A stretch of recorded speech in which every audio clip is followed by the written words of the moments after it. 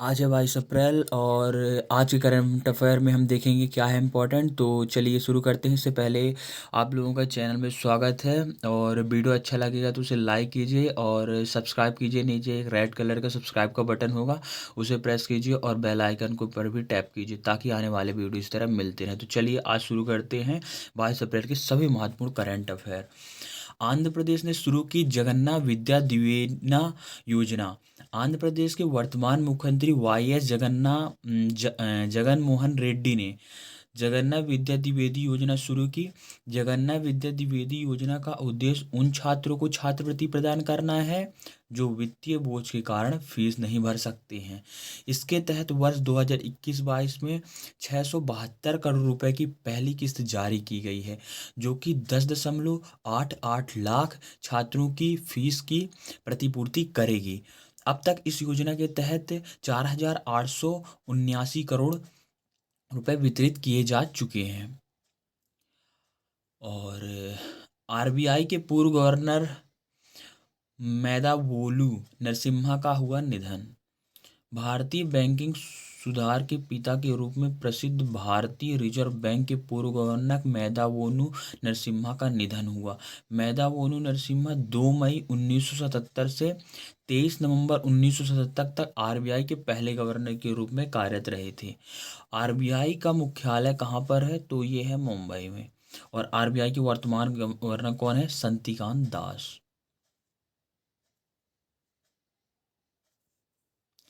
अस्मत परवीन बनी संस्कृत व्याकरण आचार्य में गोल्ड मेडल पाने वाली पहली मुस्लिम महिला। मदरसे की उर्दू से लेकर संस्कृत में शिक्षा प्राप्त करने वाली देश की पहली एकमात्र महिला युवती अस्मत परवीन सिरवानी बनी।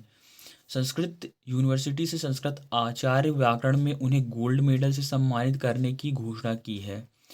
राजस्थान की एकमात्र जगतगुरु रामानंदाचार्य राजस्थान संस्कृत यूनिवर्सिटी ने 14 लोगों को गोल्ड मेडल देने की सूची जारी की है, जिनमें से एक परवीन भी हैं। और आगे देखते हैं। प्रियंका मोहिते बनी माउंट अन्नपूर्णा को फतह करने वाली पहली भारतीय महिला। विश्व की 10वीं सबसे ऊंची पर्वत चोटी है माउंट अन्नपूर्णा को फतेह करने वाली भारत की पहली महिला पर्वतारोही प्रियंका मोहिते बनी है। माउंट अन्नपूर्णा नेपाल में स्थित हिमाचल का एक पंचक है जिसकी ऊंचाई 8,000 मीटर है, जिसे पश्चिमी महाराष्ट्र की भारतीय महिला पर्वतारोही प्रियंका मोहिते ने फतह किया है। और आगे राष्ट्रीय लोक दिवस कब मनाया जाता है? तो 21 अप्रैल को राष्ट्रीय लोक सेवा दिवस मनाया जाता है। और राष्ट्रीय लोक सेवा दिवस 21 अप्रैल 2021 को हर साल 21 अप्रैल को भारत में राष्ट्रीय लोक सेवा दिवस मनाया जाता है। केंद्र एवं राज्य में लोक प्रशासन के अधिकारी के काम की सराहना के लिए इस दिवस को मनाया जाता है। केंद्र सरकार ने देश के पहले गृह मंत्री सरदार वल्लभ भाई पटेल, जिन्होंने वर्ष 1947 में प्रशासनिक सेवा के अधिकारियों को संबोधित किया था, इसलिए इस दिन को 21 अप्रैल को मनाया जाता है राष्ट्रीय लोक सेवा दिवस। गृह मंत्री सरदार वल्लभ भाई पटेल ने ऐतिहासिक कार्यक्रम दिल्ली के मैट काफ हाउस में संबोधित किया था। आगे देखते हैं। भारत विश्व प्रेस स्वतंत्रता सूचकांक 2021 में रहा 142वें स्थान पर। तो कुल 180 देशों के बीच जारी विश्व प्रेस स्वतंत्रता सूचकांक में भारत 142वें स्थान पर रहा। विश्व प्रेस सूचकांक के में 5वें वर्ष भी नॉर्वे पहले स्थान पर रहा। विश्व प्रेस स्वतंत्रता सूचकांक में इस साल 5वां संस्करण था, तो इसमें नॉर्वे पहले स्थान पर रहा, जबकि फिनलैंड और डेनमार्क दूसरे एवं तीसरे स्थान पर रहे। इरिट्रिया इस सूचकांक में 180वें स्थान पर रहा। विश्व प्रेस स्वतंत्रता सूचकांक अंतर्राष्ट्रीय पत्रिका not for profit body reports without borders द्वारा हर साल प्रकाशित की जाती है। विश्व प्रेस स्वतंत्रता सूचकांक।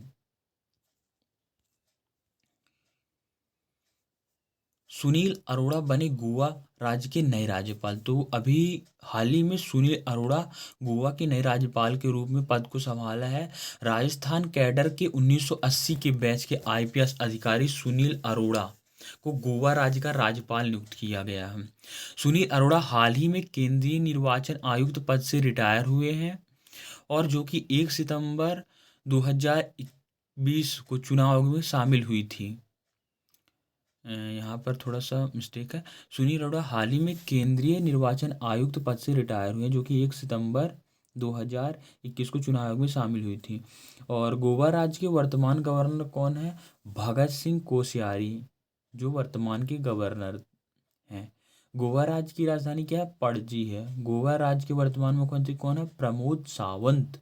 प्रमोद सावंत, याद रखना, गोवा राज्य के वर्तमान वर्तमान मुख्यमंत्री प्रमोद सावंत। तो गोवा के हम हैं तो हम गोवा में बात करेंगे कि गोवा में मात्र 2 जिले हैं और यह क्षेत्रफल की दृष्टि से भारत का सबसे छोटा राज्य है।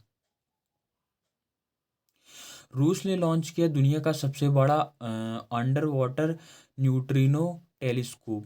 रूसी वैज्ञानिक साइबेरिया में स्थित दुनिया की सबसे गहरी झील बैकल में बैकल जीवीडी नामक दुनिया का सबसे बड़ा under water Newton telescope launch किया है। और बैकाल जीवीडी टेलीस्कोप दक्षिणी ध्रुव में स्थित है। आइस क्यूब और भूमध्य सागर में स्थित एंटर्स के साथ दुनिया की 3 सबसे बड़े न्यूट्रिनो डिटेक्टरों में से एक है। रूस की राजधानी क्या है? मॉस्को। और रूस की वर्तमान प्रेसिडेंट कौन है? Vladimir Putin. रूस के वर्तमान प्रेसिडेंट व्लादिमीर पुतिन है और रूस की मुद्रा है रूबल और इसकी जो कैपिटल है वो है मॉस्को। आगे देखते हैं। तमिलनाडु ने शुरू किया कैदियों के लिए ऑनलाइन योग सत्र। तमिलनाडु की सेंट्रल जेल में कैदियों को कोरोना के संक्रमण से बचाने और उनकी इम्यूनिटी को बेहतर करने के लिए योग की ऑनलाइन क्लासेस शुरू की गई हैं। तमिलनाडु की सेंट्रल जेलों में ईसा योगा नामक एक समूह ऑनलाइन क्लासेस शुरू कर रहा है। ईसा के योग शिक्षकों को सेंटर के फाउंडर सुदुब्रु जग्गी वासुदेव द्वारा प्रशिक्षित किया गया। तमिलनाडु के वर्तमान गवर्नर कौन है? बनवारी लाल पुरोहित। ये इंपॉर्टेंट है। तमिलनाडु के वर्तमान गवर्नर बनवारी लाल पुरोहित। तमिलनाडु की राजधानी चेन्नई है और इसके वर्तमान में मुख्यमंत्री कौन है? ए.के. पलानीस्वामी। ए.के. पलानीस्वामी तमिलनाडु। आगे देखेंगे तो चलिए, आयुष्मान खुराना बने स्मार्टफोन ब्रांड टेक्नो का ब्रांड एम्बेसडर।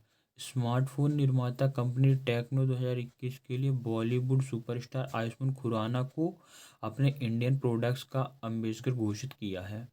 आयुष्मान खुराना 9 अप्रैल को भारत में कंपनी के द्वारा लॉन्च किए गए नए टेक्नो 7 एंड्रॉयड मोबाइल का प्रचार करते हुए दिखाई देंगे। इसके अलावा Ayushman spark CI Pova smart series के कैंपेन में फीचर करेंगे। चलिए, तो यहीं पर अब वीडियो को समाप्त करते हैं। ये थे 22 अप्रैल के लिए महत्वपूर्ण करंट अफेयर। और जाते जाते वीडियो को लाइक और चैनल को सब्सक्राइब कर दीजिए। धन्यवाद।